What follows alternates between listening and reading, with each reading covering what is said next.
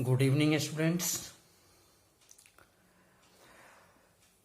Right now you learned what NumPy one-dimensional and multi-dimensional arrays are and how to create them. Let us now discuss about various operations that you can perform on NumPy one-dimensional array and two-dimensional arrays.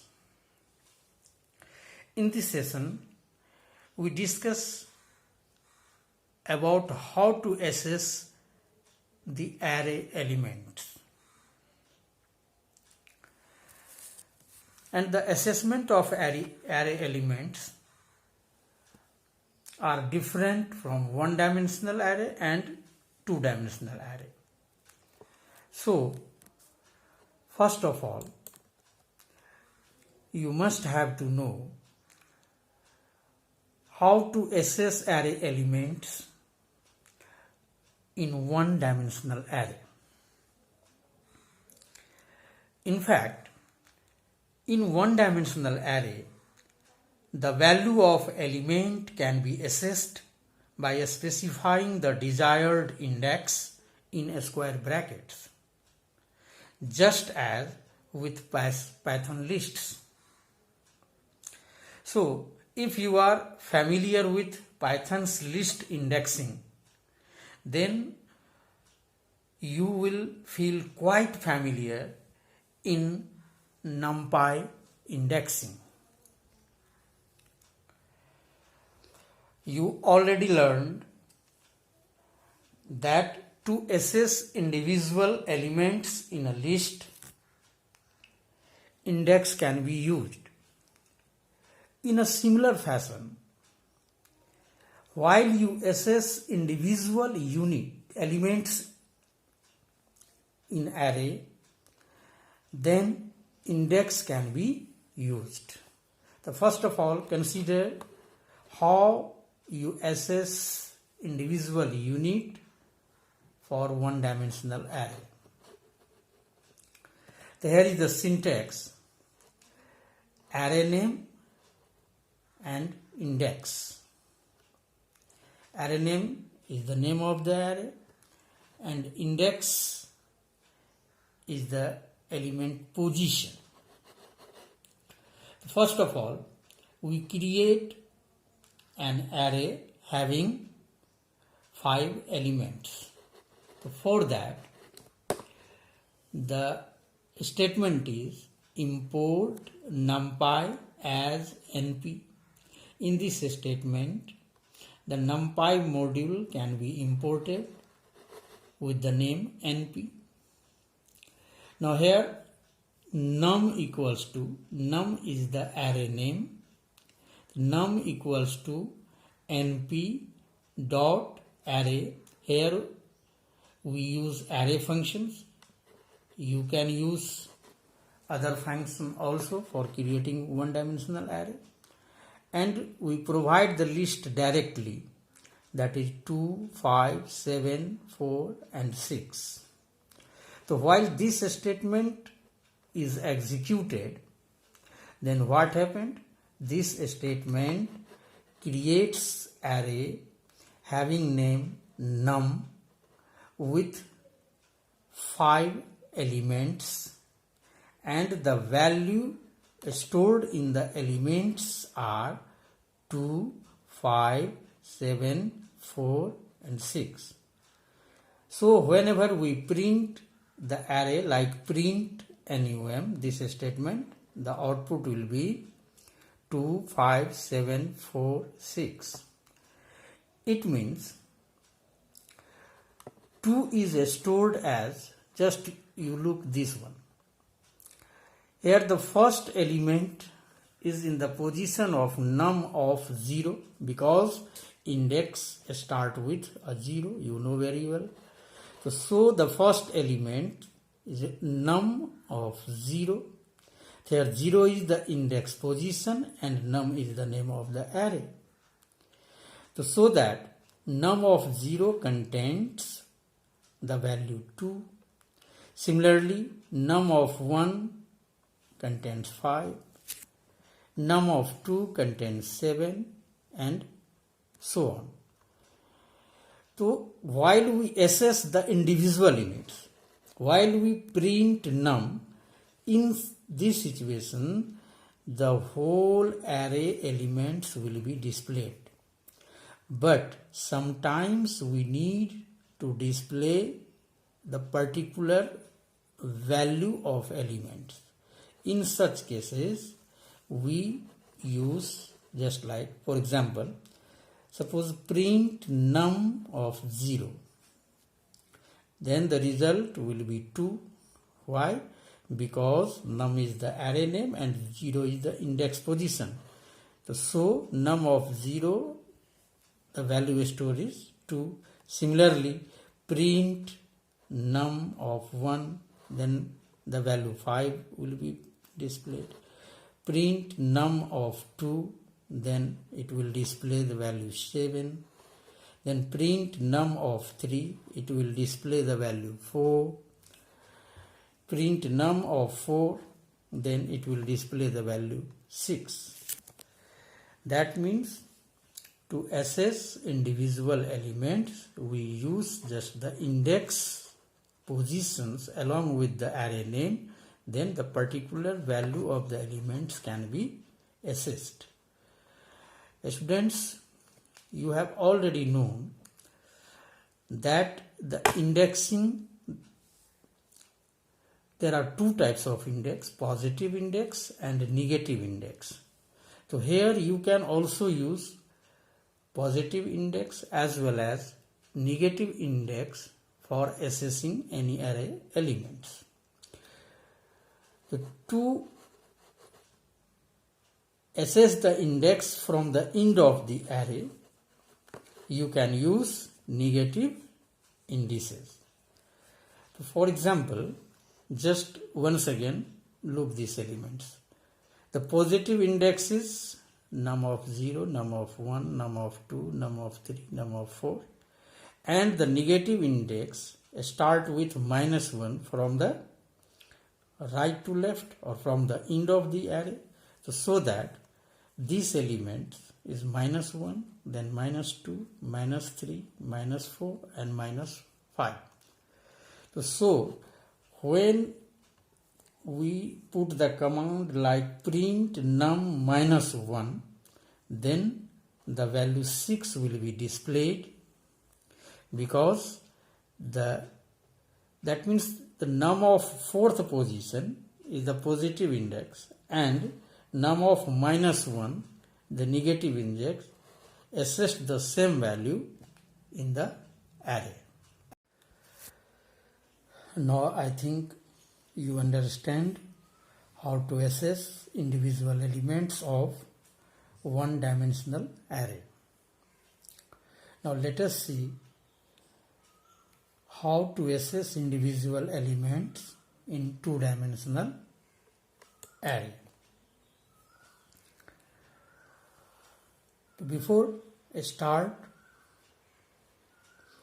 for assessing elements in two-dimensional array, once again I remind you the basic concept of two-dimensional array. Students, you know multi-dimensional array or two-dimensional array have multiple rows and multiple columns, and the index start with zeros for both for row subscripted and also column subscripted. For assessing elements of two-dimensional array, the syntax is array name, then a square bracket start, row index, comma, column index, and close a square bracket. Or you can also use the other syntax as array name, a square bracket start, then row index, a square bracket close, once again start a square bracket, then column index and close a square bracket. That means Both the indexing styles are valid for accessing elements from two-dimensional NumPy arrays. Now consider the example.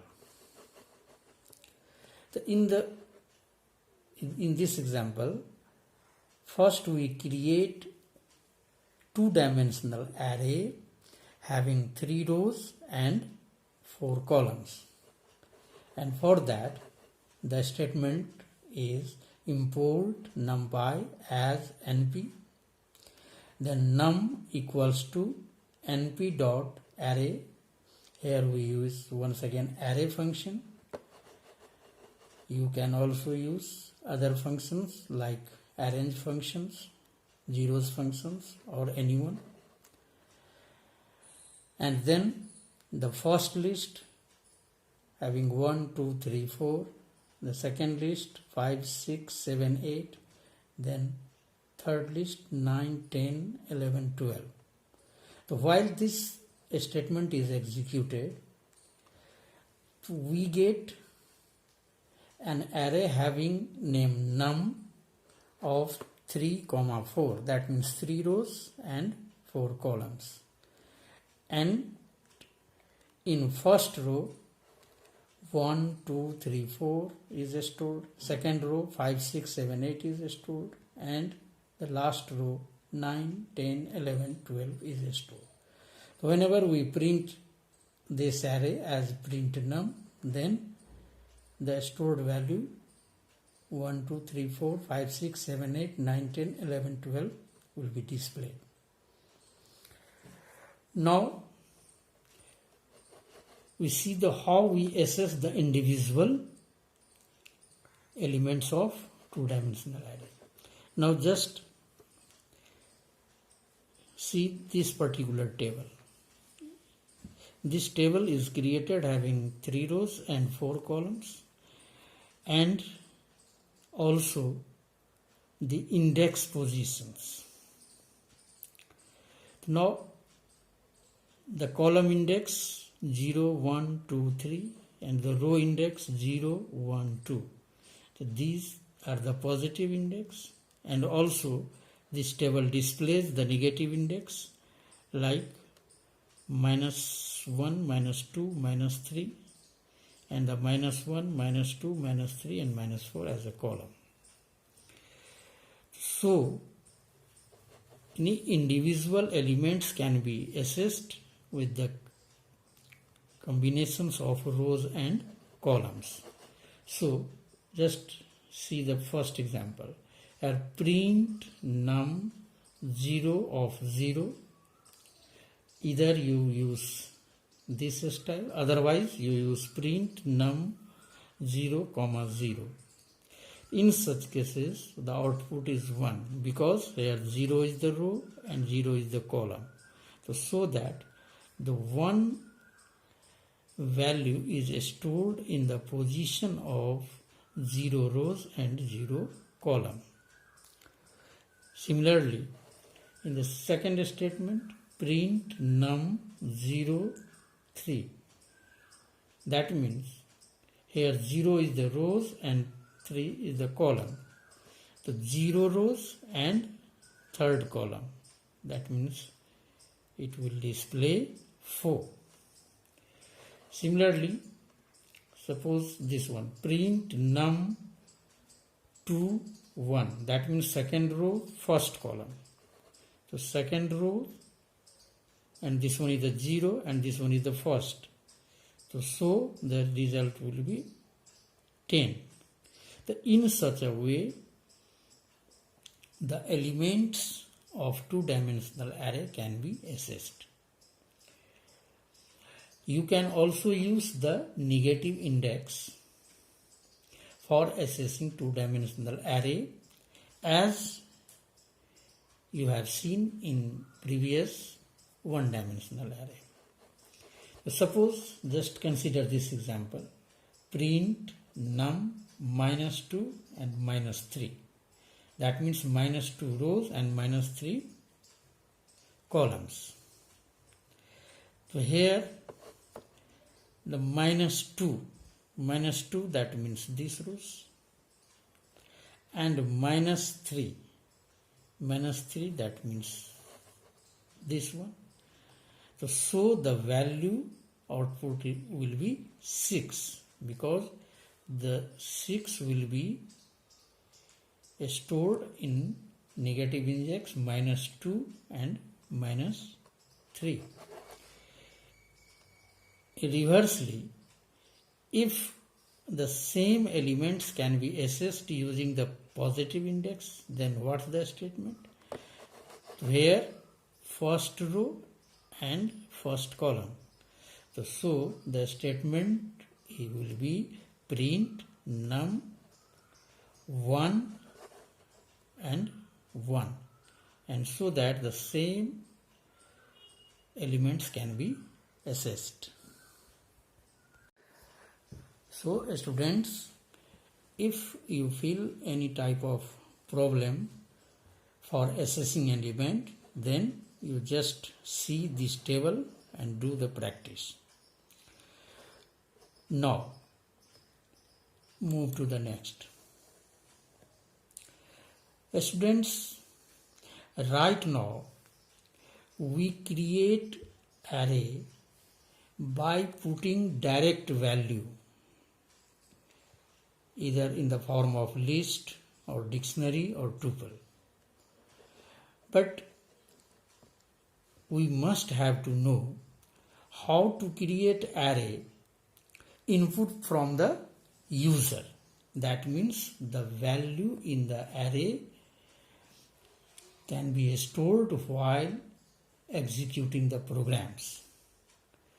So in this context, first of all, we just make a program to input from user in NumPy one-dimensional array.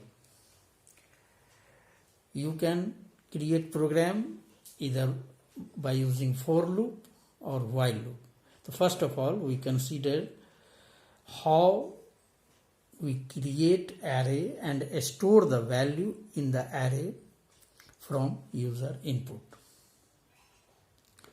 Now consider the programs.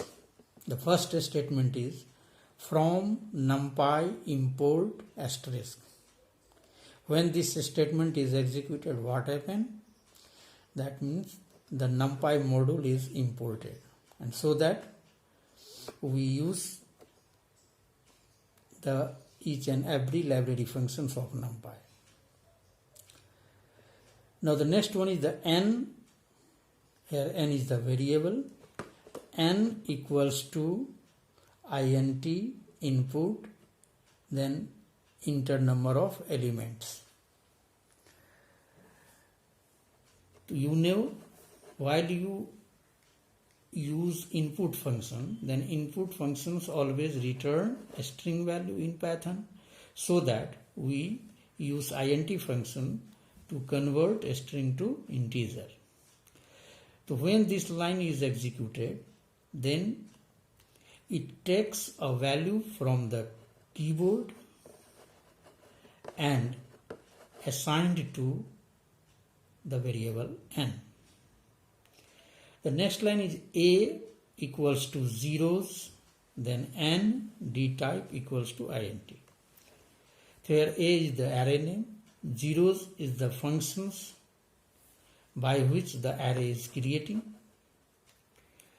And you know, when array is created using zeros functions, then all the elements filled with the initial value zeros, means zeros is stored. Here n means the number of elements, and the number of elements depends upon the value you put from the keyboard and assigned to n. D type is the data type. D type equals to int means the value is stored in integer form. Otherwise, the default value is in float. Data type is in float. So in this statement, these two statements, you put the number of elements, and accordingly array is created having name A with the data type integer and filled with 0. Now for example, suppose here you enter number of elements. If you put the value 4, you can put any value here. Then the statement is A equals to zeros, 4, d type is equal to int, and so that the array is created having 4 elements filled with 0, just like the first table, zeros, zeros, zeros, 0, and having name A. Now the second para, in this para we use how to store the value from the keyboard in the array. Here we use for I is the variable in range len of A. Len means the len function. This function returns the size of the array. Here you can also use n, same thing, followed by the colon. Then we take another variable, that is x. The x is equal to int, then input enter value. This statement takes value from the keyboard as a string and convert it into the integer and assign to the x. And the next line, here a of I is the index positions and equals to x. That means the value of x is initialized to the array particular index positions. So now just look the second table. Here you execute each and every statement. So suppose if the value of n is 4, then here for loop start. So for I, here we use range function. To range function having 3 syntax, the start value, a stop value, and a step value. Here a start and a stop is omitted so that the start value range start from 0, and this is the stop value. That means the stop before less than the value of length of A, and by increasing 1 by 1. So first time len of A also the value of 4, because this array has 4 elements. Now I, the first time the initial value of I is 0. Now it is checked 0 less than 4, then this one yes, then these statements are executed once. Now x is equal to int input enter a value. Here enter value, then you type from the keyboard as 10, and so that the 10 is assigned to x, so that the value of x is 10. Now the next statement is a of I, that means the value of I is 0, so the a of I, that means a of 0, that means this position. The a of 0 equals to value of x, that is 10. So the 10 is stored in the 0th elements, means element 1 as the 0 index positions. So that here the 10 will be stored to the array. Now after that the value of I is increased by 1, and so that the value of I is 1. Now 1 less than 4, yes, again it takes the another value, just you put the 20, then 20 will be assigned to a of 1 equals to 20. So in such a way all the values can be stored like 10, 20, 30, 40,